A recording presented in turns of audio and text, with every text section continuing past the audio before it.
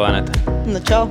Kādu laiku nav runāts klātienē? Jā, es tā kā bija ko atcerēties, kā visu te ieštelēt, mikrofoni, kameras un viss pārējais. Jā, man atkal tāda sajūta, ka tāds krietnes laiks pagājis, ka es esmu tā kā ārpus visa bijis. Ārpus uztveršanas zonas, vai ne? Jā, kaut kādā mērā bezmazliet atvaļinājums no taku skriešanas, bet nav tik traki, kā jau tāpat visam tiek sekots. Nu, principā takās tu pēdējā laikā es bijis gana daudz.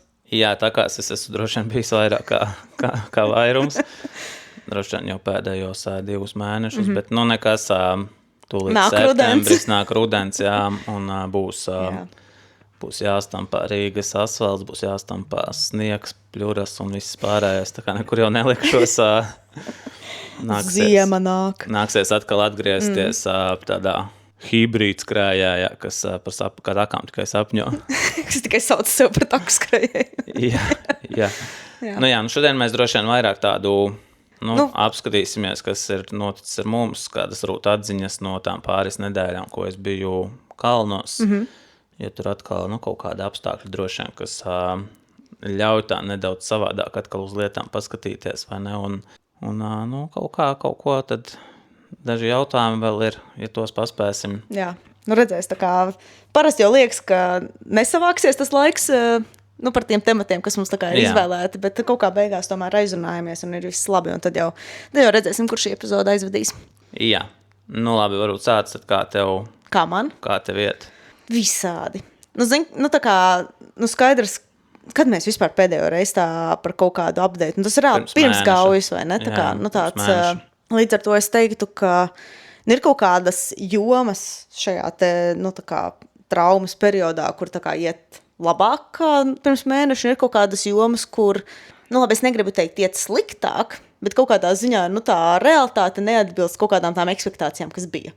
Teiksim, ja sāk ar tādu pašu, nezinu, droši vien to pozitīvāko, ka, es esmu diezgan daudz stundu spēju savākt uz velo un turpinu to darīt. Teiksim, aizvadītajā nedēļā man bija, labi, tas kopā ar, protams, visu vingrošanu, bet kaut kādas 20 stundas plus mīnus treniņos, kas tad ir ok. Tīri ok. Principā, ka šobrīd tiešām tādā tīri treniņu ziņā, ir, es neteiktu, ka ir maza slodze, tur tiešām man ir jādomā jau ļoti par to, kā, to visu, tā kā pabarot, tādā ziņā, lai viss tā atjaunošanās būtu normāli. Tā kā tas tāds kļūst jau par tādu, nezinu, pilnu slodzes darbu, tā kā domāt, lai uz treniņu to es paēdis, lai treniņā to es paēdis un pēc treniņu to es paēdis. Un, uz velo gan tas, protams, ir daudz vieglāk izdarāms, bet, jā.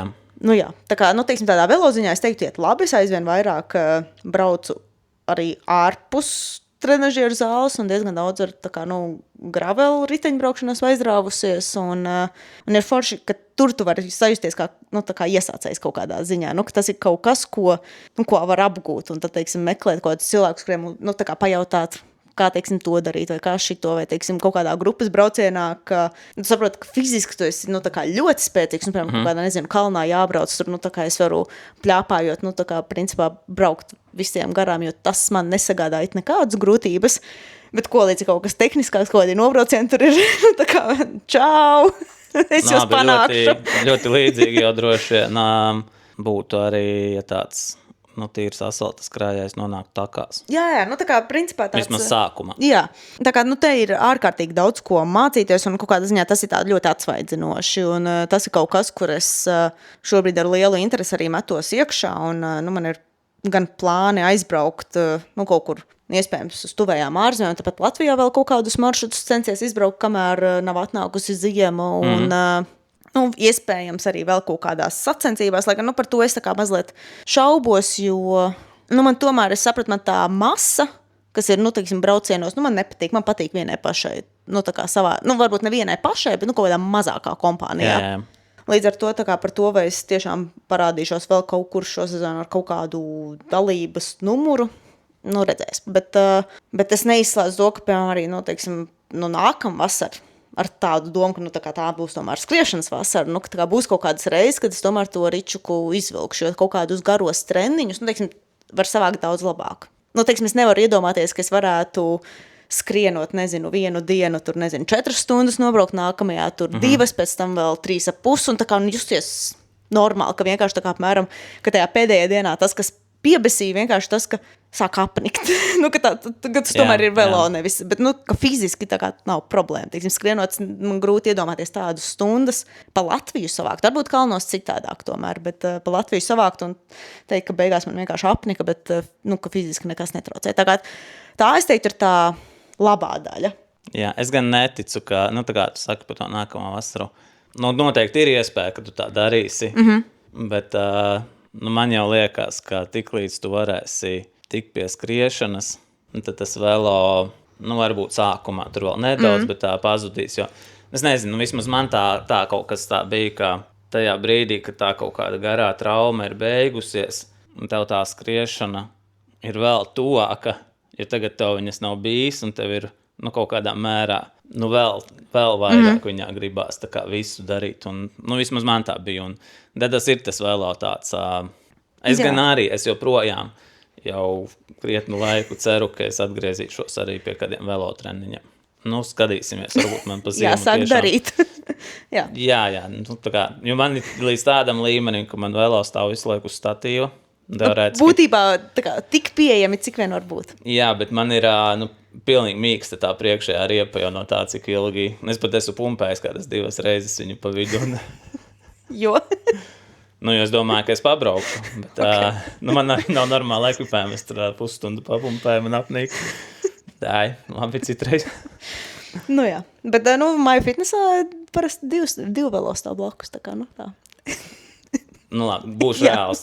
Šobrīd iedomāties, ka es redzu MyFitnessā mīt velo. Nē. Kaž aizmirstiet. Jā. Jā, tā kā, zin kā, grūti pateikt, šobrīd vienkārši ir, tā, es teiktu, man tāda jauna pasaule, kas atklājas, tā kā šobrīd man liekas, ka es viņai redzu vietu arī, teiksim, tādā skriešanas kontekstā. Vai tā būs, to tiešām tā kā laiks rādīs, bet, šobrīd es teiktu, es tā diezgan, pat tā optimistiski uz to skatos. Bet tad jau redzēs, vai nebūs kā ar to airētāju. Bet jā, tas nezinu, tas laikam pozitīvais kas un tas negatīvais, es teiktu, vai tāds, vienkārši apnicīgais tas, ka, pirmkārt ir absolūts, tā kā es teiktu, tāds morālais nogurums no tā kā tās rehabilitācijas kā tādas, jo, būtībā es jau vairāk kā 4 mēnešus dienā, to vien daru. Jā. Tas ir tā kā viss, kas ir manā, principā tā kā ap to rotē mana ikdiena. Un, zināt, tad, piemēram, arī, nezinu, es... ir kaut kādi tā kā es cenšos būt arī saprotoši un tā, bet kaut kāda audzēņa tur, nezinu, nevar saņemties nedēļā reizi pavingrot. Jā. Es kaut kādos brīžos domāju, tā kā, un es vingroju tā kā stundu dienā. Vidēji, plus mīnus. Varbūt ne katru dienu, teiksim, šodien es nezinu, es pavingrošu, jo, man vienkārši palika žēl savu sapošo kāju, bet, tā kā cilvēks nevar vienreiz nedēļā saņemties pavingrot, un man tāds, tā kā, kā es tev varu palīdzēt? Tā kā, ja tu nevari vienreiz nedēļā saņemties, tā kā tāds... Jā, tas ir daudziem tā ir. Un tad vienkārši kaut kādā brīdī, tā kā sāc nogurt no tā, ka, vienkārši visu laiku ir ap to, un ir šobrīd arī tāds sajūta, ka īsti nekur baigi netiec uz priekšu. Un tas droši vien lielā mērā kaut kādā ziņā saistās ar to, ka, sanāk, es tagad augusta pašā sākumā uztaisīju atkārtot magnētisko un aizgāju pie ķirurga, un iespējams, ka tā kā es vienkārši uz to visu devos ar kaut kādām neatbilstošām ekspektācijām, bet, vienkārši, jo, tā kā tādām kontekstam, tas, kā bija palikusi tā pēdējā tikšanās pie tā ķirurga, tā kā, hei, vai apmēram tur 4 mēneši pēc operācijas, tā kā, apmēram starp 4-5 mēnešiem uztaisām magnētu, nāca ar atkārtot magnētu, skatāmies, tad domājam par skriešanu. Un es kaut kā to biju, tā kā sapratusi, ka apmēram, ja viss ir labi, jā. Tad tas varētu būt tā kā, principā zaļā gaisma skriešanai. Un es uztaisu magnētu, un principā tur ir viss labi. Un, tā kā arī ķirurgs ir ļoti apmierināts par to, kur tas viss šajā brīdī ir, kāds viss izskatās, un gaida vēl 2 mēnešus. Ka tāds tas vērd. Un ļoti iespējams, ka, ja jau sākotnēji būtu, teiksim, tās ekspektācijas uzliks, kā, davai tiekamies pēc 6 mēnešiem, būtu cits stāsts. Un tagad ir bijusi kaut kā tā ieliktā cerība, ka, hei, varbūt tā skriešana būs, tā kā kaut kas, ko varēs sākt. Jā, man liekas, tas ir tas, ko es droši vien arī podkāstā stāstīju ļoti īsi pēc tam, ka tev bija tā operācija bijusi, ka mēs, diemžēl, vai par laimi, nezinu, diemžēl, tā kā mums iedot kaut kādus tos termiņus, kas varētu būt. Ja mums, piemēram, saka 4 līdz 6 mēneši. tad mēs vienmēr dzirdēsim tikai 4. Un arī tādā, kaut kādā tajā procesā visā, ja ir, teiksim, kur atskaites datums, uz kuru tu reāli gatavojies, lai būtu pēc iespējas viss labāk un tā tālāk. Ka mēs uzreiz pieņemam savā galvā, ka tur būs tā kā viss labi. Jo, kaut kādā ziņā jau, es manuprāt, arī gan tajā pašā, labi, es neatceros, vai es tos apsakā rakstīju, bet arī tev kaut kādā ziņā es minēju, ka tā kā, principā es uz to vizīti, es dodos arī ar gatavas scenārijām, ka tā kā varētu būt 2 mēneši. Bet manā galvā tas gāja kopā ar to, ka rekur ir jāgaida tik ilgi, tāpēc, ka rekur tur kaut kādas lietas neizpildās. Un es šo šeit nesadzirdēju un nesaņēmu. Un, tā kā es nezinu, varbūt vienkārši tā kā man neizstāstīja. Kaut ko, kaut kādu iemeslu dēļ, es nezinu, vai arī tā kā es nebiju pietiekami uzstājīga, lai tā kā saprastu, kas ir tā. Bet vienkārši es no turienes izgāju ārā ar sajūtu, ka viss ir labi, bet tev ir jāgaida, vienkārši tāpēc, ka ir jāgaida. Un šobrīd es tā kā jūtos tādā diezgan stulbā pozīcijā nolikta. Jo tā kā ļoti daudzi, ar ko es runāju, arī tā kā, tiksim, skatoties, saka, tā kā, ka viņam īsti nav idejas, kāpēc vēl jāgaida. Bet arī neviens tā kā īsti neuzdrošinās teikt, tā kā, tad, sākam darīt. Tāds, jā, ārsts ir pateicis, ka nevar, un tad, tā kā, viņš tomēr ir tur bijis iekšā. Vienīgais, jā. Tā kā, tāds, un zin kā, negribās arī, tā kā, man arī negribās to rehabilitācijas procesu tagad, nezinu, pēdējās nedēļās sačukarēt. Jā, nē. Tas arī tāds, bet īsti man vienkārši nav arī tāda uzticība tam, cik pamatot tas bija. Un cik skaidrs, ka te arī tāda, kaut kādā ziņā tāda ēnas puse šim visam, ka, tā kā es tik publiski ar to visu tā kā dalos un principā ar tādiem iknedēļas kodiem updateiem, ka, kaut kādā brīdī, parādās arī kaut kādi visādi komentāri, padomi un kaut kas tāds, kas, tā kā, pilnīgi, nezinot to kopējo kontekstu. Jā. Un tad, teiksim, šādā situācijā es arī jūtos diezgan tādā muļķīgā pozīcijā nolikta, ka man ir grūti ieraudzīt, kā no tās situācijas iziet kā uzvarētājai, kaut kādā ziņā. Jo gribas rādīt piemēru, bet negribas arī vienkārši sēdēt un gaidīt, tāpēc, ka jāsēž un jāgaida. Labi, droši vien te var skatīties arī kādā mērā. Es pieņemu, ka galvenais mērķis ir ilgtermiņš. Un, ja mēs skatāmies uz galveno mērķi kā ilgtermiņu, tad labāk paciesties tagad 2 mēnešus, kas izklausās daudz, bet katru dienu arvien mazāk. principā, jau tas ir mazāk kā 1,5 mēnesis, kad jā, kamēr tu ņemsies, tikmēr...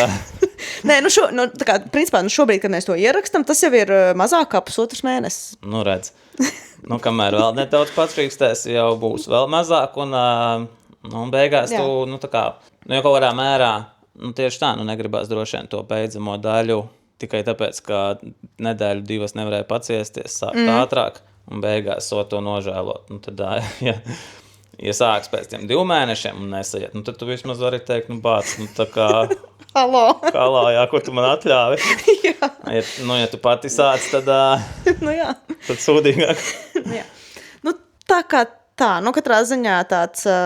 Es teiktu, šobrīd ir ļoti labi, ka ir tas velo, kas ir tāda, es teiktu, šobrīd liela aizraušanās, ka, tā kā kas, jo, kaut kādā ziņā, teiksim, man par to pašu, un, teiksim, arī to skriešanu un, šīm te visām ziņām un kā to, tā kā man bija vairāk tāds, tā kā dusmas par to, kāda tā situācija ir izveidojusies, no tāda kaut kāda, nezinu, ekspektācija viedokļa un kaut kā tāda, bet man nav tā, ka es tā kā sēdēju un trīcēju, kad tikai es varētu sākt skriet, lai es gūtu, tā kā kaut ko, ko es no tās skriešanas gribu sagaidīt, ka to visu es varu šobrīd dabūt caur velo. Jā. Tā kā, tādā ziņā tas arī, manuprāt, ļoti man palīdz šajā brīdī, tā kā ar to gaidīšanu, pacietību, ka tāds, labi, ķipa stulbi, bet... turklāt pagaidām jau vēl ir ļoti ok, lai ārā brauktu. Vai būs visus tos 2 mēnešus, nezinu, bet droši vien, kad vismaz pusi no tā laika vēl varēs diezgan kvalitatīvi ārā. Un tad jau nāks rudens, tad varēs pamazām tos skrēceļa skriešanas likt klāt un pamazām kaut ko bakstīt. Jā, jo tāpat es domāju, ka tie, tā kā es domāju vēl kaut kādu nākamo pusgadu, velo būs, tā kā pamats visam. Jā. Tas tā kā... viss intensīvais, stabili, viss garais, stabili. Jā, tā kā es domāju, tas būs ilgs laiks, kamēr es vispār tikšu līdz tam, ka es kaut kādu, vispār bāzi varu normāli noskriet. Jā. Tā kā tas arī tā skriešanas uzsākšana tāda būs, manuprāt, izklausās labāk, kā būs, tā kā realitātē. Jā, nē, tas ir tāds pat kaut kādus 5 kilometrus tādā brīdī, un 5 kilometri nav maz, 5 kilometrus noskriet tādā brīdī ir izaicinājums, un nezinu, man tur, nezinu, ja es pēc tādas pauzes man būtu jāskrien, es domāju, ka mani cirkšņi vienkārši kādu kilometru bļautu agonijā. Cirkšņi, kuri man ikdienā nesāp, bet kuri katru reizi, kad es esmu kaut kādu starpsezonu ņēmis vai iepauzējis, pirmais sēkots puskilometrs ir vienkārši tāds, ka liekas, ka tur viss ir sarūsējis. Tā kā steiču un redzēs, kas man būs sarūsējis. Bet jā, es par šo laiku paspēju nobraukt savas pirmās velosacensības. Un tā kā es tur vispār nekonkurēju ne par kādām vietām. Un tas arī man nebija absolūti nekāds mērķis. Man bija mērķis vienkārši izbaudīt braucienu un nenokrist. Kritienu daļu gan es neizpildīju, es nokritu. Bet tas bija viss ļoti tādā... Principā es esmu velo kritusi kādas vismaz 5 reizes jau. Bet tas viss ir bijis ar kaut kādu apmēram ātrumu 0 līdz 0,5 km/h. Proti vai vienkārši uz līdzenas vietas vai pārsvarā mēģinot braukt augšā kalnā un saprotot, ka tā kā vairs nepietiek. Okay. Teiksim, šajās sacensībās bija tā, ka tur arī tāds smilšains meža ceļš rada augšā, un tur daudz 2 špūras, un es tā kā izvēlējusies labo, un viņš ir tādu līkumu, un es braucu un skatos, tā kā manā špūrē priekšā ir čalis, kurim pārtrūkusi ķēde. Un man tagad, tā kā, lai es viņam tiktu garām, man jāpārkārtojas, bet tieši pa kreiso špūru tajā brīdī brauc cits braucējs. Un, tā kā es viņu palaižu garām, un tad mēģinu caur tām smiltīm pārkārtoties, un tā kā, man vairs tā kā kustības ātrums, tā kā neļauj tik tām smiltīm pār, un tad es tur tā uz sānu novēlos. Jā. Jā, tā kā tā es esmu skritus vairākas reizes, un pilnīgi nekas. So far. Bet jā, bet to, ko es par tām velosacensībām gribēju pateikt, ka stāsti. Es tāpat izmantoju to, ka es varu visu to pirms sacensību, rituālu piekopt ar visu to, ka tur to nomijo iedzert 3 stundas pirms starta un Red Bull kofeīnu devu un bicarb želeju. Un pašās sacensībās es gāju, varētu teikt, all in ar ogļhidrātu uzņemšanu. Teiksim, ja parasti, skrienot tēmēs kaut kādiem 80, 90, 85 parasti kaut kā plus mīnus sanāk. Šeit man šķiet, es beigās apēdu, es skaitīju, ja pieskaita visu to, ko es biju apēdusi arī, tieši pirms starta, tur tos bicarbs un to, kaut kādi apmēram 145 grami stundā. Kas uz vēlo ir tomēr krietni vieglāk, kaut kā tikai tā, ka tev nav jākatā. Jā, bet tā bija diezgan tāda kruta sajūta, ka to tā kā dod iekšā pilnīgi nekas un tik mīl. Tā pati apēšanas daļa. Tas bija, es teiktu, ļoti vienkārši. Es biju izdomājis, man bija kaut kad es no Precision biju sūtījusi želējus un laikam tur bija kaut kāda akcija vai kaut kas un man... Tur varēja izvēlēties, ko tu gribi, kā savu, dāvanu. Tur varēja kaut kādu vai cepuru vai kaut ko, un vien bija opcija, viņam tāds lielā 300 gramu želeja. Okay. Tāds flow gels, vai lai nāk. Un skaidrs, ka, teiksim, tādu 300 gramu porciju, un man viņa ilgi, es nezināju, ko ar viņu iesāk. Viņi ir, man bija tāds, tur jābūt reāli kaut kādai, es biju domājis, varbūt uz kādu ultru, tā kā viņu ņemt, bet, skaidrs, ka man tās... ultras tā kā šogad nespīd. Bet tad man bija tāds, kur man ir velosacensības, kur es tā kā negribu čakarēties ar želeju taisīšanu vaļā. Vispār tie velospēdisti nenormāli piemēslo visu trasi. Okay. Jo mēs, kā meitenes, tā distance, ka es braucu, tās startēja pati pēdējā, principā visa trasi vienkārši ar želeju papīrīšiem. Okay, bet labi, tas nav mācīti, ka tā jāliek. Nē, bet labi, tas tā kā temats citai dienai. Bet jā, un tad es to 300 gramu želeju biju iepildījusi tā kā pudelē, kas nāca arī speciāli līdzi tai želejai, un tad tādas devu iekšā. Okay. Super viegli. Viņa tāda bišķītiņa, es teiktu, šķidrāka, kā, varbūt parastas Precision. Ļoti labi. Labi, mēs noslēdzam to velo sadaļu. Es domāju, ka jā. Mēs noslēdzam velo sadaļu. Es biju kalnos, es tev atvedu dāvanu. Te ir 2 dzērieni. Viens ir tev, viens ir man. Jā. Tev ir rekurtēri, varbūt tu redzēt ar velo braucēju. Paldies. Ja tu esi velo braucēju. Man ir ar skrējā, jo es skrējais. Bet abi 2 ir Dana, priekā. Dana, jā, jāatver. Jāatver. Re, Cheers. Priekā. Ļoti karšīgi. Jā, nav neviens. Bet īstenībā, labi, es nespēju to velo tēmu nobeigt, bet es kaut kad vēl vedu Ričuku uz apkopi, un es viņu aizvedu Gaujas kraklā. Un Tas bija tieši pēc gaujas nogales. Un tie puiši tur, tu tā kā uz kreisi, saka, nē, es tā kā, tur atbalstīties kaut ko tā. Un tas viens tā saka, skatīties, tava balss apmēram ir tik pazīstama. Un viņš tād, jā, riteņbraucēji arī klausās jūs podcastu. Tā kā iespējams, ka ar šo te velo segmentu mēs tā kā... Jums ir kāja durvī spēli. Jā. Bet es teiktu, ka šis cerams, ka joprojām paliks pārsvarā skriešanas podcasts. Jā, patiesībā Rīgā ļoti daudz, es tagad dažas dienas esmu jau atpakaļ. Es ļoti daudz redzu tieši Gaujatrēlu krekliņos, kas skrien cilvēki. Jā, šodien sportzālā arī. Vai brauc ar vēlo, vai, tā kā gana pamanāms tas krekls, te ielās ir tā kā ļoti labi strādā. Redz. Jā, es jau kopš jūlija pirmās nedēļas esmu pārsvarā pa takām daudz Madonā cēsīs. Un tad tagad pēdējās 2,5 nedēļas es biju arī lielajos kalnos. Jā, lielajos kalnos un lielā karstumā. Jā, nē, katru reizi, kad es saku lielais kalnos, man uzreiz nāk, vizualizējos Kristapu Liepiņu, kurš noteikti nodomā, ka... Lol. Jā, tie nav lieli kalni, tāpēc es vienmēr tā kā ļoti cenšos to nelietot vārdus, bet lielākos kalnos, jā, nekā pierasts un patiesībā pietiekami lielos priekš manis, es arī uz lielākiem noteikti nepretendēju, jā. Jā, un patiesībā, jā, ļoti lielāk, priekš mums droši vien ļoti lielā karstumā. Arī droši vien kāds afrikānis teiks, ka... Nē, vai kaut kāda spānieša. Jā, šielacīta 30 grādi, nevadzinu. Jā, tas man atgādina, kā mēs, piemēram, parasti ziemas sezonā pārvācamies uz skrejceliņu, ir slikti apstākļi. Yeah. Tad man ir audzēkne, kura dzīvo Spānijā, kura tagad vasaras sezonā intervāls skrien uz skrejceliņu. Jo tur var izdzīvot, jā? Tur var izdzīvot. Tā kā, jā. Jā, es pavadīju pārsvarā, tādos jā, tiešām plus 30 un vairāk nedaudz, līdz kaut droši vien 34, man tur bija karstākās dienas. Bet tas dienas ritms bija tieši tāds, ka tā skriešana man tieši arī iekrīt. 1 dienā, 3 dienā, 4 dienā un tie... Būtībā tad, kad normāli cilvēki tajā gadījumā no tā karstuma slēptos, jā, tad es devos skriet. Bet patiesībā, ja mēs runājam par kalniem, tad nav tik slikti. Kas ir droši vien problēma zonas, ir tad, kad tu esi atklātās vietās. Kamēr tajās kalnīnās vietās, kur vēl ir meži, patiesībā ir ok.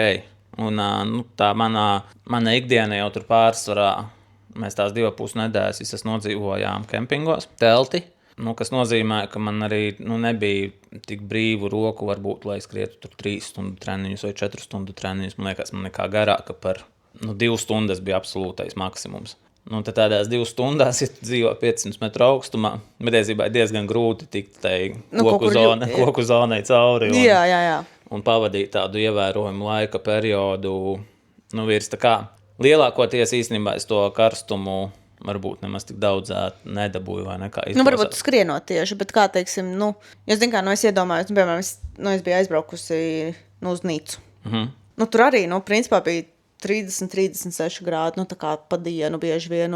Bet ir atšķirība, vai tu, piemēram, no rīta izbrauc ar velo, pēc tam pa dienas vidu esi kondicionētās telpās, atpūties, tā kā, būtībā tā kā atdziest un normāli atjēdzies, un tad vakarā, var iziet kaut kādā pastaigā vai kaut ko, bet kā tas varbūt ir, ka tev nav kondicionēta telts? Patiesībā jau nav tik traki, tās teltis, kas tagad ir salīdzinoši modernas, es gribētu teikt. Ok, ja naktī droši vien būtu arī kaut kādi 20-25, tad būtu sūdīgāk, bet naktī jau atdzies līdz 11 grādiem, un pēc naktas tu esi svaigs, kas ir jau liels bonus. Jā. Ko tu īstenībā, tā kā ieslēdzās, piemēram, tādā Rīgā plus 30 grādi un nedēļu, lielākā problēma jau nav tajā, ka ir plus 30 pa dienas vidu. Bet, lielākā problēma ir, ka ir pa nakti 22, piemēram, vai ne, un ka tu nespēji vispār nekādā veidā atjaunoties, ka tu jau no rīta pamosties. Jā, vai arī pat ja ārā ir vēsāks, tā dzīvesvieta ir tā uzkarsus, ka nespēj. Jā, tas, manuprāt, tas ir, tā kā man vismaz tas ir galvenais, lai man gulēšanas daļa ir, kvalitatīva. Un tas šeit īstenībā ļoti ok. Un tad pēc tam tā diena, tādā kempingā ir mīnus, ka tev nav kur sprukt. Protams, viņi visi tur ir ēnaini un zem kokiem un ir telpas un tā tālāk, bet tas nav tas gluži, tas ir tāds, jā, kas ir mīnusiņš, kas ka tev pa to dienu sakrājās jau tas siltums. Un tad no tādēļ tu droši vien ciet. Plus mums ir mašīna, kas absolūti neko nekondicionē.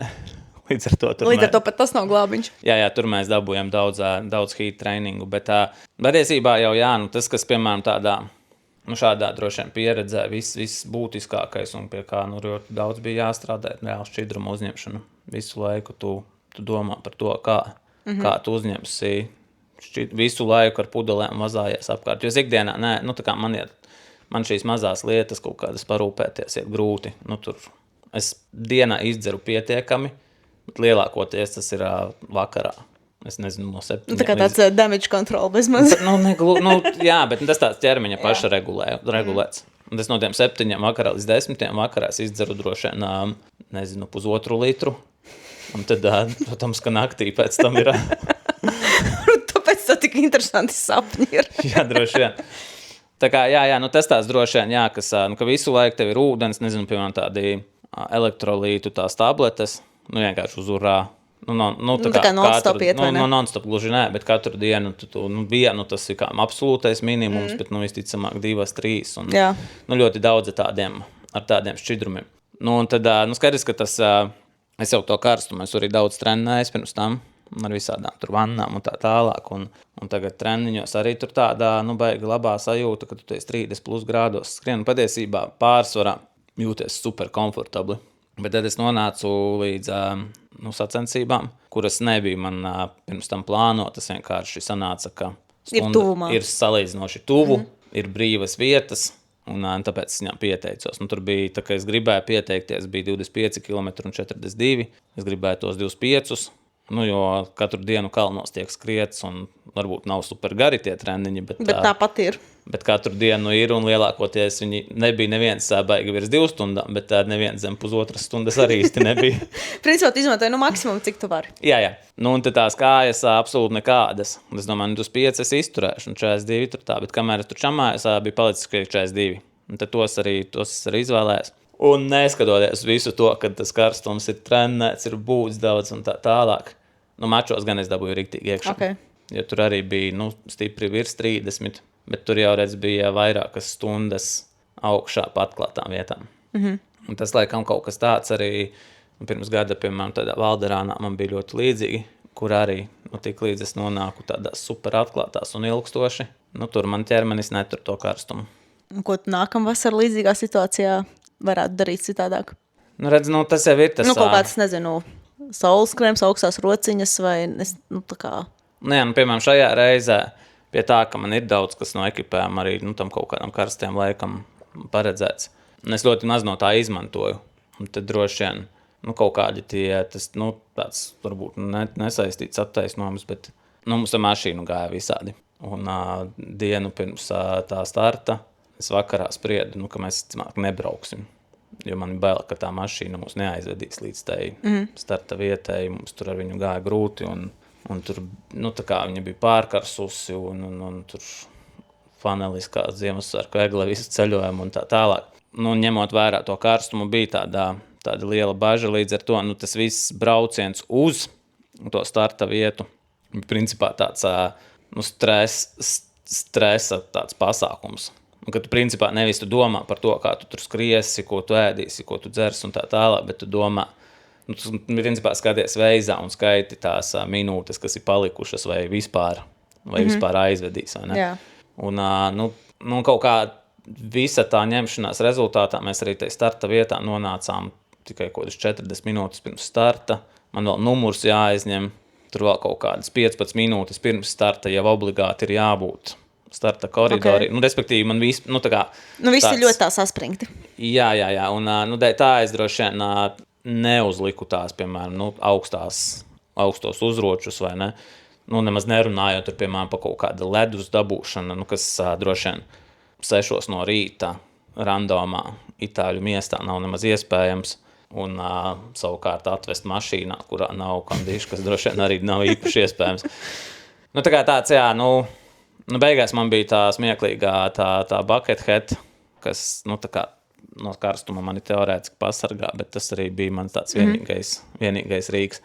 Bet Bet arī bez visa tā, nu noteikti, kas arī šādās reizēs ir tāds droši vien pamats, tomēr arī ļoti daudz jādzer tādās sacensībās vēl pirms ir slikti, jo pirmās stundas jau bija vēl pavēsts salīdzinoši, un nu, tādās būtu jau jāstrādā ļoti pie tās šķidruma uzņemšanas, kas, nu, tā kā, nu, kas nav case, kur bieži vien saka, nu, dzeriet balstoties uz slāpēm, vai ne? Nu, ja dzer balstoties uz slāpēm, tad stabili būs, lielākajai daļai stabili būs pa maz, jā. Nu jā, ticami. Varbūt kaut kādi vēl atziņas secinājumi. Nu, kaut kāds, nezinu, tagad stāstīt tur tās kājas visādas jau tur no sākuma, ko varbūt... Nē, kaut kādā mērā es braucu uz turieni ar tādu domu, nu, man pēc, nu, jau mazāk kā 4 nedēļas, nu, principā 3 nedēļas man ir līdz Velštrūbel 110 km skrējienam Alpos, nu, kas ir salīdzinoši tehnisks skrējiens, salīdzinoši arī augstu uziet, vai ne, un ar, nu, es teiktu, pietiekami augstumu metriem visu pārējo, un tad, nu, noteikti viena no tādām domām šajās 2,5 nedēļās bija patrenēt noskrējienus, nu, un te tāds, nu, droši vien absolūti nekas jauns, bet tāds labi secinājumi pašam uz sevi, ko pārbaudīt, ka tiešām tas droši vien strādā un ka tas ir svarīgi. Es biju ļoti pārsteigts, cik man tās kājas patiesībā noskrēnos jutās stipras. Tieši ar uzsvaru stipras, jo noskrēni man nepadodās. Nekad nav padevušies, bet ir bijis kādreiz bijis labāk, tad ir bijis sliktāk, tad ir bijis, es teiktu, pavisam slikti. Un tad tagad bija atkal, nu tāds, hei, varbūt nav tik slikti. Ir sevišķi, kamēr tās kājas ir tādas vēl svaigas, nu kaut pirmajās dienās, piemēram, kaut kādu noskrējumu skrienas, tas skatos, nu reāli tāds diezgan tehnisks, un tu jūti, kā tev tās kājas, tomēr, nu katrs tas solīts nevis, ka tu liec to kāju un ceri, ka sajies. Bet ir tāds kontrolēts, ja? Jā, bet ka tu jūti, kā tā pēda apstājās, ja, kā viņa tāda, nu viss stingras, viss, nu muskuļi nostrādā, tu liec nākamo. Un, protams, tas ir tāds milisekundžu pasākums, jo tā kadence jau noskrēnos super augsta, vai ne, un viss kājas kustās un griežās, un viss tur traki ātri notiek, bet tā, nu tāds stabils, vai ne, un tāds beigās lielākais ierobežotājs paliek bailes, vai ne, kas jau ir krietni labāk nekā ir iepriekš bijis, ka ir bailes plus tev nav fiziskā, jā. Nu, un te noteikti tas, ka es, nu, salīdzinoši vairāk esmu tomēr ieguldījis spēka treniņos, un tas ir kaut kas noteikti, kas jāņem uz šo ziemu, un es teiktu, nu, manā gadījumā jādubulto. Nu, ja līdz šim es, teiksim, tur reizi nedēļā spēka treniņi, un tas reizi nedēļā vēl droši vien ar zvaigznīti, ka ne visās nedēļas es esmu Rīgā. Līdz ar to tur kaut kāds izkrīt un tā tālāk, vai ne? Un, nu, droši vien būtu jātēmē uz 2 reizēm. Un tad jau tu noteikti vari, nu, tur runāt jau par progresu arī vēl lielāku, vai ne? Nu, un otra lieta, jā, nu, tā kā tie pēdējie mēneši bija tādās Madonās cēsīs, Siguldās ļoti daudz būts, tad pat ar tiem visiem mazajiem noskrējieniem, nu, tu tāpat esi gana pierotās kājas, vai ne? Pie tām kustībām, pie tehniskā kaut kāda izpildījuma, vai ne? Un, nu, to arī var, nezinu, arī Siguldēs, to esmu jūtis kaut kādu pilsētas trases, ja es tiešām, nu, tā kā slēdzu iekšā pilnu ātrumu, jā, tas nav tāds, kā varbūt tur segmentu es nepaņemšu, bet tas nav arī tā, ka es esmu nu, tā kā pilnīgi citā līgā kaut kādā, vai ne? Tas ir salīdzināmi jau tur cipari, vai ne? Tā kā, nu, tas tāds droši vien, jā, kas jādara, nu, tā otrā daļa krietni sarežģītāka, jo, nu, nāk ziema, būs grūti dabūt kvalitatīvas tākas. Nu, piemēram, ja ir tāda ziema kā pagājušā, nu, tur... Nu, teikt, ka tur kaut ko kvalitatīvi var patrenēt, nu, droši vien, ka nē. Skaidrs, ka vai var aiziet tādās apstākļos Siguldā kaut ko darīt, jā, nu, vai tam ir pievienotā vērtība liela, un droši vien, ka ne īpaši. Nu, ne katru reizi un ne katros apstākļos. Nu, tā kā, jo ir kaut kāda arī, nu, teiksim, tādā ziemā, kā šī bija, nu, kaut kādas reizes, nu, kaut kas, nezinu, tas pats kaut kāds serpentīns ir iztīrīts vai kaut kas, nu, tā kā var atrast iespējas, bet, nu, nevienmēr. Jā, nu, tādos serpentīnos droši vien tu baigi, nu, neuztrenēsi noskrēnu, tik cik to var būt tā trieciena daļa. Un šeit jau man arī, nu, redz, tā viena no problēmām bija, kāpēc es varbūt tādus tehniskos beigās salīdzinoši maz uztrenēju. Nu, pirmajās dienās es uz kaut kādām varbūt tehniskākām takām, nu, tās kājas dabū riktīgi pastrādāt, bet, nu, ar visiem spēka treniņiem, ar visām Siguldām cēsīm, nu, tas nav noskriet 40-50 metrus uz leju, tas nav tas pats, kas noskriet tur, nezinu, 4-5 kilometrus uz leju, vai ne? Līdz ar to tās kājas dažas dienas vēlāk ir, nu, tā kā, nu, metamas kaut kādā mērā. Bet tā, ka tu esi tur, Un tu katru dienu to dari? Un negribi izlaist tās dienas, jo tu esi tomēr kalnos, vai ne? Tad viņas tā īsti līdz galam neatjēdzās. Un tad ļoti bieži es, piemēram, es skrienu uz augšu pa tehniskām kaut kādām, skrienu droši vien, kā arī teiks kāpju, vai ne? Un tad es domāju, bāc, es negribu pa tādu pašu ar kājām, kas, galīgi neklausa. Tad, kur grantene. Tad man, piemēram, bija viens treniņš, kur es 12 kilometrus zem 4 minūtēm noskrēju, katrs kilometrs zem 4 noskrēju lejā pa granteni. Pēc tāda tur vienkārši skaidrs, ka atkal 3 dienas tās kājas ir miskasta, jo tas ir, tā kā rīktīgi atdauzīs. Jā. Tur tāds super ērts 10 kaut kāds procentus līpumu, viņš tik malc, vai ne? Bet, kājas beigās beigtas, vai ne? Un tad tas, bieži kaut kā man tā rezultējās, ka es uz leju, un es vienkārši kaut kādā tādā serpentīna tipa atdauzu, un pēc tam, ka vajag kaut kur tehniskākā, tad es nevaru viņas nokontrolēt, jo viņas ir pārgurušas. ir iztērēts. Jā, tā kā, kaut kādā mērā, manuprāt, arī tas mačs iedeva tādu labu vīziju, par to, ko darīt tādā vilčstrūbelē, vai ne, kad droši vien jābūt, pieticīgam un jādara vienkārši tas, ko es varu izdarīt, un nevajag darīt to, ko es nevaru izdarīt, vai ne, un tad būs labi. Jo, skaidrs, ka tur 110 kilometri, tur nevarēs gluži tā, kā es te 42, ka pirmie 20 uz urā, un tad pēc tam tu jau sāc mocīties, vai ne? Vai ne? Kaut kā tā. Labi. Tu arī minēji, ka tu jau tam karstumam esi labi sagatavojies ar karstuma vanām, un tad klausītāja jautājums no Edija, cik daudz ūdens tu iztērē karstajām vanām mēnesī, vai tev ir nojausma? Es nezinu, jo es dzīvoju mājā, kas ir ļoti, ļoti veca, un tur nav individuālo skaitītāju. Līdz ar to par manām karstajām mannām mēs maksājam visa māja kopā. Ļoti labi. Jā, ups. Labi. Bet, īstenībā tās vannas, man liekas, ir tāds arī labs mentālais kaut kāds, nevis treniņš, otrādi, kad mentālā atpūta droši. Un ne katru reizi... Relaksācija. Jā, ne katru reizi es to pārvēršu par karstuma treniņu. Karstuma treniņu, jā. Tas vienkārši tāds droši vien laiks sev. Un kādi ir bijuši labākie sapņi šajā periodā? Noteikti kaut kas labs ir bijis. Viss kaut kas, es īstenībā diezgan raibi sapņoju, bet par skriešanu īsti, man liekas, nekas. Man bija nesen kaut kādās bija viens, kur es braucu velo treniņu Rīgā. Grupas braucienas velo. Un tu arī biji tā kā, bet tu jau tā kā trenētare, kur velo braucāja, tad tu biji priekšējā grupā, es biju aizmugurējā grupā. Okay. Un es tur strādāju, lai mēģinātu noķert to grupu, kurā tu esi, bet tur nekas nesanāca. Beigās līdz kaut kādam finišam mēs tur kafejnīcā atbraucām, tur beidzās. Tad kaut kādā arī es kaut kādā sapnīs, man liekas, atbalstīju kaut kādu velo braukšanu. Tā kā man tas velo arī ir iesēdies, jā, bet nav tā kā tā, jā, bet patiesībā tagad es vairākas naktis jau mājās. Miegs ir ievērojami sliktāks nekā teltī. Ievērojami. To varbūt vajag pamēģināt telti uzsliet istabā. Diez vai tas tā strādās. Tu esi mēģinājis? Nē, te jau ir labi, es saprotu. Tas... tā svaigā gaisa skaidrs, komponente. Un arī, patiesībā meitenes... gan jau, ka viss, tā kā gaisa temperatūra, tā kā kaut kādi trokšņi vai, tā kā vispārējais. Trokšņi, piemēram, tas, ko es, kā man vispār nepietrūkst, ir baznīcas, kuras zvana ik pa 15 minūtēm. Un svētdienā viņa, liekas, 8 no rīta. Un sāk zvanīt. Un es domāju, labi, zvani, es tūlīt turpināšu gulēt. Un ir 14 minūtes no vietas. Tā kā droši vien tas ir kaut kāds aicinājums, hei, nāciet. Un tur toču ar miroņus pat piecelt, lai aiziet. Jau kaut kādā 8. minūtē es atmetos to cerību, kad, hei, es devai turpināšu gulēt. Un tur vienkārši tāds, labi.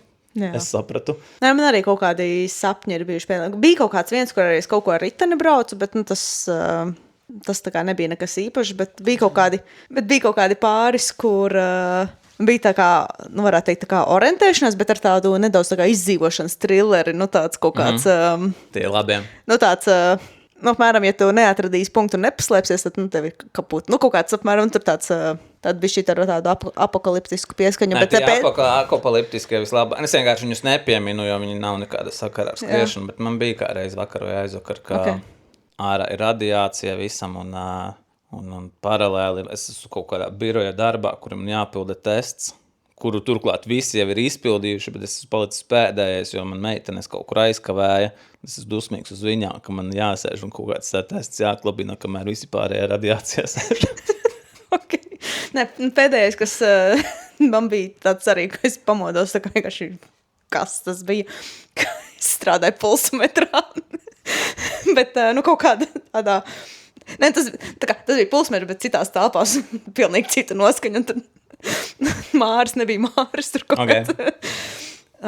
Bet es īstenībā, tā kā, ja manī kāds ņemtu, piemēram, uz dienu nedēļa, es labprāt pastrādātu, negluži varbūt tādā tā kā pulsometrā, jo pulsometrs ir ļoti plašs tas sortiments, un tā kā lielākā daļa no sortimenta man nevisai, nav tā, ka neinteresē, bet tā kā liela daļa droši vien man neinteresē. Bet tādā apavu, piemēram, kā maisportā Jānis Gailis strādā, teiksim, tādā, ka tu tikai uz to kaut kādu vienu kategoriju, kas reāli man ļoti interesanta, un kurā arī tā kā ir sajūta, ka tu vari arī palīdzēt patiesībā citiem. Ka ir tā, ne jau, ka man tur vajadzētu kaut kādu tur darbu vai ka man gribētos tur, drīzāk tā daļa, kad tu esi, tā kā tu vari palīdzēt jomā, kurā tu kaut ko saproti. Jā. Un piemēram tādā, es uz kādu maisportu aizeju un pats savu kaut ko tur pērku, un kad tur cilvēki apkārt uzdot, piemēram, pārdevējiem tos jautājumus, tur reāli mēlinies, tā kā... Iespraukties, un arī savu viedokli tur vispār vai tur sniegt. Tā kā jā, tas nav slikts sapnis. Ok, labi. Tātad šis jautājums no Ivana. Labi. Un viņu interesē, vai mēs izmantojot skrejceļu, mēs kaut kā sinhronizējam datus, jo diezgan atšķiroties dati Garmin pulksnī un MyFitness skrejceļa ekrānā. Un ja nesinhronizējam, tad kuram gadžetam tie būs ticamāki? Tā kā mēs es nezinu, ko nozīmē sinhronizēt, bet ko es lieku, sāksim tā. Tā kā es eju uz skrejceļa, es uzlieku Garminā ir speciāls režīms skriešanu uz skrejceļa. Manā gadījumā tur ir angliski treadmill running. Skaidrs, ka viņš nerāda tieši tāpat kā tas aparāts, uz kura tu skrien. Piemēram, šī Garmina gadījumā. Ja tu rokas uzliksi sev uz gurniem un skriesi, tajā mirklī tavs Garmins rādīs, ka tu nekusties. Ja tu savas rokas tu uzliksi priekšā uz tā paneļa, viņš rādīs, ka tu nekusties. Respektīvi, viņa veids, kā noteikt, cik ātri tu kusties, ir vienkārši pēc roku kustībām. Ir pēc roku kustībām. Loģiski, ka tas nebūs precīzs rādītājs, vai ne? Tīpaši vēl spēlē parādās slīpumi un kaut kas tāds. Jā. Piemēram, ja tiek skriet salīdzinoši vienādos apstākļos, uzliek tur 6 minūtes kilometrā, 1% slīpumu, un katru reizi tā arī apmēram skrien, un tikai maina varbūt to ātrumu, tad pēc treniņa, un tā kā beidzās treniņš, un tas, ko es daru, ir... Pirms nevis vienkārši saglabā, bet tur ir dažas opcijas zemāk, kad tu pabeidz treniņu, tur ir nokalibrēt un saglabāt. Un tad es ievadu tos ciparus, kas ir uz tā paša skrejceļa parādīti, vai ne? Un tajā brīdī uz nākamo treniņu tu vari rēķināties, ka būs diezgan precīzi. Tie arī Garminā. Ja būs diezgan tuvu. Tiklīdz tu sāksi pa slīpumus regulēt, viss, viņš nesapratīs. Es principā līdzīgi, bet būtībā es paļaujos uz to, ko rāda skrejceliņš. Jā, tāpēc mēs, protams, nevaram garantēt, ka skrejceliņš būs precīzs. Vai viņš ir nokalibrēts, to neviens nezina. Man ir bijušas sajūtas, ka ir kaut kādi skrejceļi, kur tā kā es uzlieku to pašu tempu, ko parasti, un man liekas, ka viņš vienkārši nešās. Bet varbūt tu tajā dienā vienkārši esi vājš, vai ne? Tā kā es nezinu. Protams, ka neesi. Jā, bet tas jau vispār, zāle no zāles arī... visas temperatūras un viss. Jā, tādā ziņā arī, piemēram, tādu skrejceļa treniņu datus salīdzināt, ir salīdzinoši grūti patiesībā. Tu aizēji, es nezinu, tas pats MyFitness, aizēji uz bērnu pasauli vai aizēji uz sāgu, Tā būs pilnīgi divi dažādi cipari, jo vienā tu būsi tur kā vēzis sarkans pārcepies, un otrā būs forši, varbūt. Jā, foršāk. Ja grib brīktīgi precīzi, tad var meklēt jau tos sensorus, kas liek uz kājām. Footpodi visādi, jā. Jā, tāds droši vien kvalitatīvākais ir tas Stride. Ar to, ka es skrēju kādreiz uz skrējceliņiem, man lielākoties tādā 10-15 km distancē starpības bija līdz 1-2%, kas, manuprāt, ir super precīzi. Vai ne?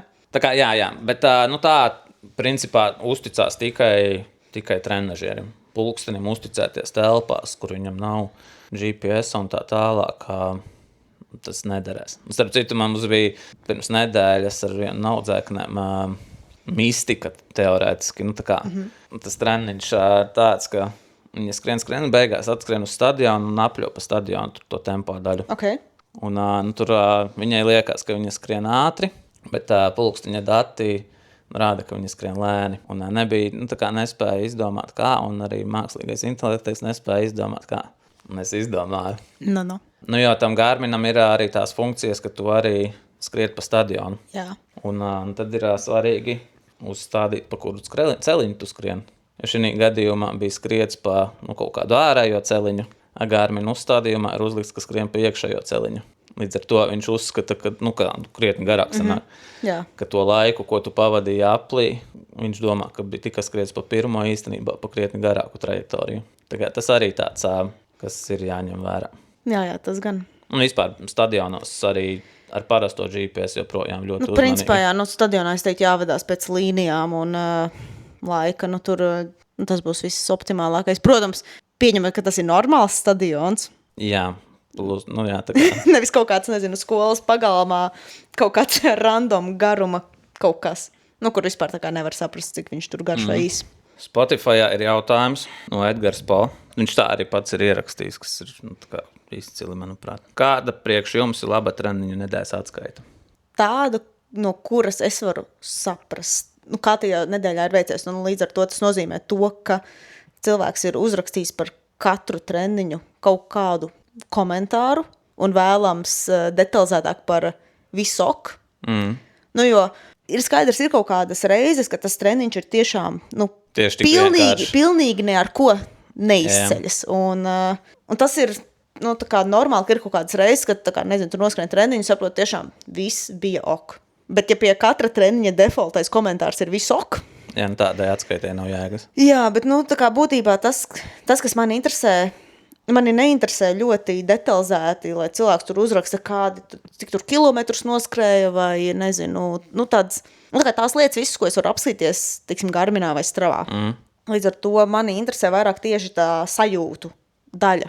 Kā jutās, cik, piemēram, ja tur bija kaut kāds uzdevums jāpilda, cik tas nāca ātri, tā kā viegli vai grūti, vai, tā kā, nezinu, cik tur kaut kā izdevās noturēt to kaut kādu intensitāti, vai tā kā uz beigām kļuva daudz grūtāk, vai tā kā tiešām, viss bija viegli, vai, tādas sajūtas noteikti man interesē, vai nebija kaut kādas problēmas, ka kaut kas sāp un traucē, un tur pat reizēm tā kā pietiek pieminēt, nezinu, šajā treniņā jūtu to, bet nezinu, pēc tam vairāk neparādījās, bet kad tā kā piemin tādas lietas. Noteikti tas, kas man arī ļoti palīdz, ir kaut kā ieskicēt tālāko nākotni. Piemēram, nezinu, nākamajā nedēļā, ja ir kaut kāds izmaiņas no ierastā, kā tiek plānots, teiksim, piemēram, šajā sestdienā nevarēšu skriet, parasti skrien reliefu sestdienā, šoreiz nevarēšu, jo, man tur kaut kas. Kaut kā tāda ideja par kaut tā tālāko. Droši vien man nāk prātā vārds patiesas, jo ir tā kā, tie audzēkņi arī nav muļķi. Un viņi jau, tā kā, skaties, ka es ļoti daudz atskaitēs meklēju kaut kādus sarkanos karogus, arī zaļos karogus, vai ne, bet droši vien vairāk man uztrauc sarkanie karogi, ka kaut kas ir kādēļ, ir kaut kas tomēr, mums jādomā savādāk, vai ne? Kaut kādā attapīgākie, kaut kādā brīdī to sāk saprast. Ka ja viņš uzrakstīs, ka viņš 3 dienas pēc kārtas bija noguris, un ka visticamāk tas būs gana liels iemesls, lai es nākamajā nedēļā teiktu, hei, nedaudz piebremzēm. Kas ir loģisks nākamais solis, cilvēks ir hroniskā kaut kādā sagurumā vai tur, nezinu, vēl kaut kādi iemesli, vai ne? Tas pats arī ar kaut kādām, nezinu, piemēram, teksti. Man tur jau 4 dienas sāp ahils, bet tu man tikai dod. Skaidrs lieta, ka es tikai nedošu. Tāds nestrādā. Jā. Un tad tie gudrākie, kuri to saprot, un tad viņi to vienkārši tad neraksta. Jo viņi zina, ka ja viņš uzrakstīs, ka viņam tur kaut kas ir, tad uzreiz treneris ņems un viņam nogriezīs. Kas droši vien tad zūd jēga no trenera, vai ne? Ja tu, līdz ar to droši vien tāds patiesas būtu tas tāds viens no, plus viss tas, ko tu uzskaitīji, protams, vai ne, bet droši vien tādas patiesas un, un patiesībā, droši vien tādas vairāk sajūtas, kur tiešām es varu redzēt kaut kādas tādas tos karodziņus izķert, un citreiz jau ir arī, karogi ir uz otru pusi, teiksim, intervāli. Man patīk, ka citreiz uzrakstā audzēkņi, cik ballēs tā intensitāte apmēram bija. Jo es arī daudziem esmu rakstījis, ka šitos gribētu tādu 7 no 10. Tad uzraksta, šis bija, tur 9 no 10. Okay, tas tā kā nav obligāti, ka kaut kas ir, tā kā slikti, tad tur varams paskaties. Tā bija pagājušā sestdiena, kad bija 27 grādi, visi sūdzēs, ka karsts, sutīgs un tā tālāk. Droši vien, ka, ja tempu nepielāgoja, skaidra lieta, ka 9 no 10, vai ne? Bet vai nākamnedēļ, ja tāpat ir, un aiznākamnedēļ tāpat ir, tad skaidrs, ka mēs kaut ko darām par ātru, vai ne? Par intensīvu.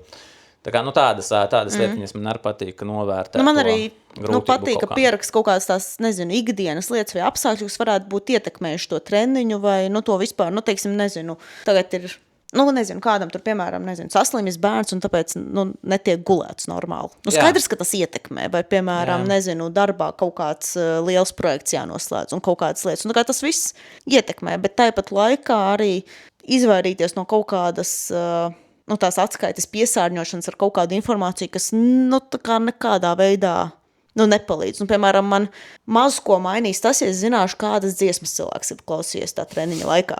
Jā, man laikam neraksta, bet nē.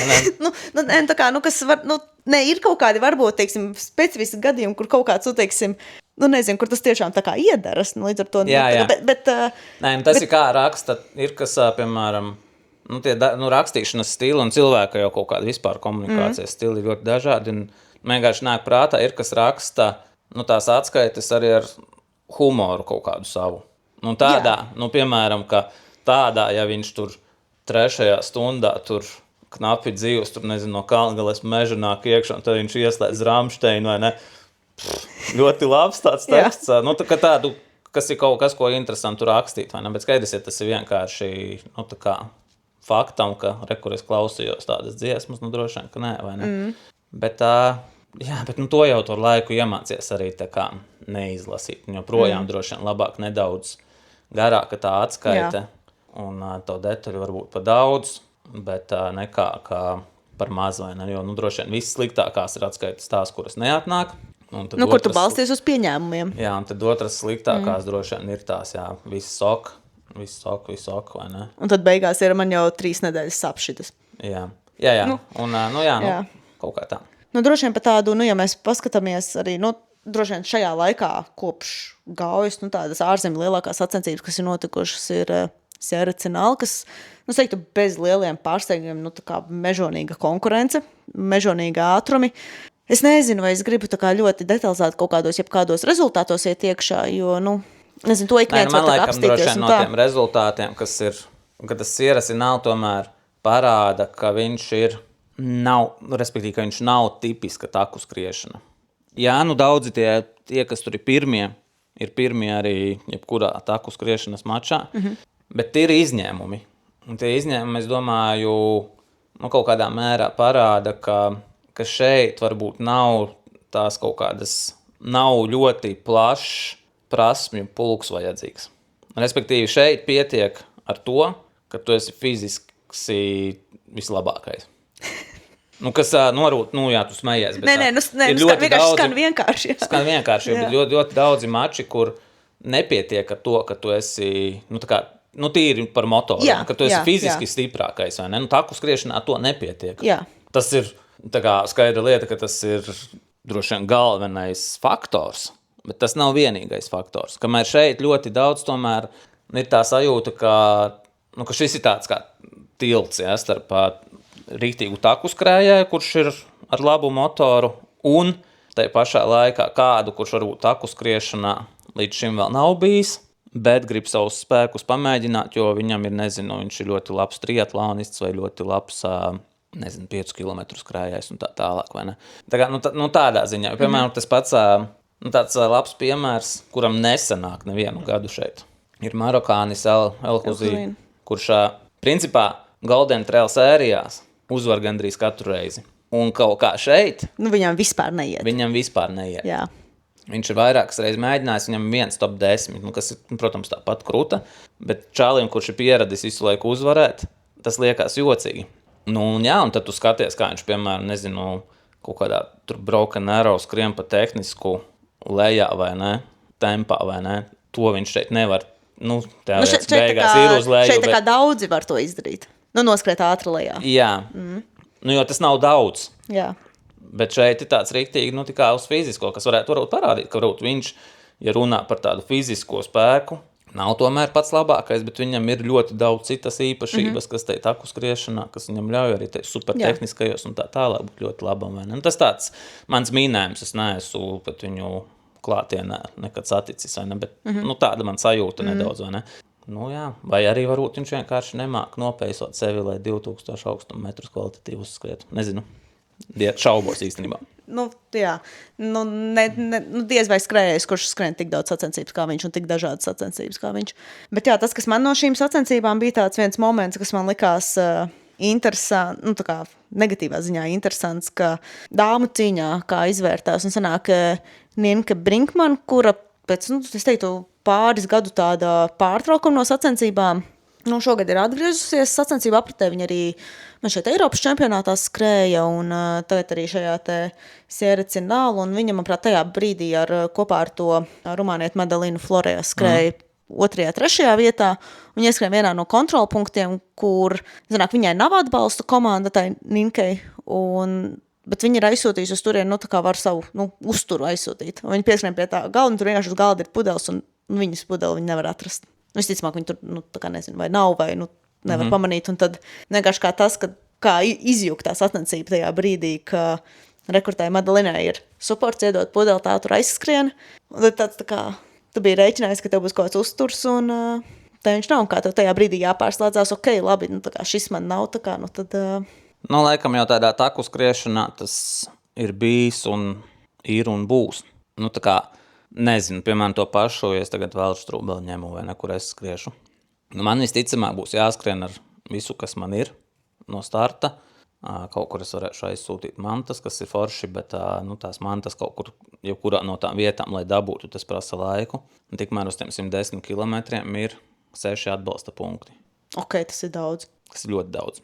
Kas nozīmē, ka kāds, kuram ir komanda, vai sponsoru, vai ģimeniņam līdz vai vienalga, kādam tā tad garākais gabals, kas viņam jāaiztur bez komandas atbalsta, 20 kilometri. Principā viņš var skriet ar, 3-4 žēlējām, kas ir milzīga atšķirība. Un te jau tieši tas pats, tā kā, tad droši vien tādā līmenī jautājums, kāpēc tā atbalsta tur nav. Vai ne? Kas ir tas iemesls, kāpēc, kas viņai Nike joprojām ir, kāpēc to Nike tur ACG vai kas viņai tur tagad, vai ne? Kāpēc viņu tur nav un kāpēc Skots, kas ir Madalēnai Florijai, tur ir, vai ne? Te jau nevar, tā kā maču tas sajauc, bet es neteiktu arī, ka kāds ir vainīgs pie tā. Nē, kaut kādā ziņā es teiktu, arī daudziem saviem skrējiem, kuri, gatavojas skriet kaut kāds sacensības, kur kaut kāds dropbacks. Es ik pa laikam, varbūt ne visiem vienmēr, bet ik pa laikam es cilvēkiem teikusi, ka tā kā, padomājiet arī, ko jūs darīsiet, ja, piemēram, tā dropbacka tur nav.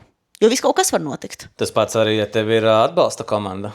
Jā, atbalsta. Padomā, ko tu darīsi, ja tās atbalsta komandas tur nav. Nē, tā kā, jo tu nekad nezini, kas var notikt. Skatījos nesen, ir tāds Kara un Nate YouTube kanāls. Jā. Es viņiem sāku sekot, tad, kad bija pandēmija, tad, ka viņi liek ceļojumu, tā kā vlogus. Okay. Un kaut kā tajā laikā es tā daudz skatījos. Es biju traumēts, man bija YouTube, bija mana dzīve. Šobrīd YouTube man ir tā kā absolūti noņēmusi meita, kura skatās kaut kādu sūdu pēdējo. Un, nu, gan jau viņa tāpat no manu saturu. Bet... Vismaz jūs esat viens prāts. jā, bet nu, kaut kādā mirklī tas čalis sagājas viestā, viņš sāka skriet visādas sacensības. Un tad pēdējais viņam bija, ka viņš skrēja Patagonijā 100 jūdzes kaut kādas. Nezinu, vai to Patagonijā 100 vai kaut kas tam līdzīgs. Bet, kračēt, potato, tomato. Un viņš baigi labi gāja priekšā grafikam. Un viņi to filmē tā, ka viņš tā kā filmē to savu maču, un tā sieva viņa filmē, kā viņa suportē. Viņa tur priecīga filmē, kā viņa iet uz kontrolpunktu. Viņa īstenībā, tas čalis īstenībā tur ir 50 minūtes. Un viņš reāli gaida viņu. Oh, God. Tas arī kaut kādā mērā, protams, ir risinājums, ka tu vienkārši gaidi. Bet tas ir ar cerību, ka tas supports ieradīsies. Jā, es skatījos un pie sevis ierēcu, ka es būtu pametis jau pirms 48 minūtēm to vietu. Tā kā vai ne? Dusmīgs visticamāk un tā kā, pat visticamāk nevis dusmīgs, tādos gadījumos pirmais, ko tu dari, satraucies. Tu domā, vai viss ir kārtībā.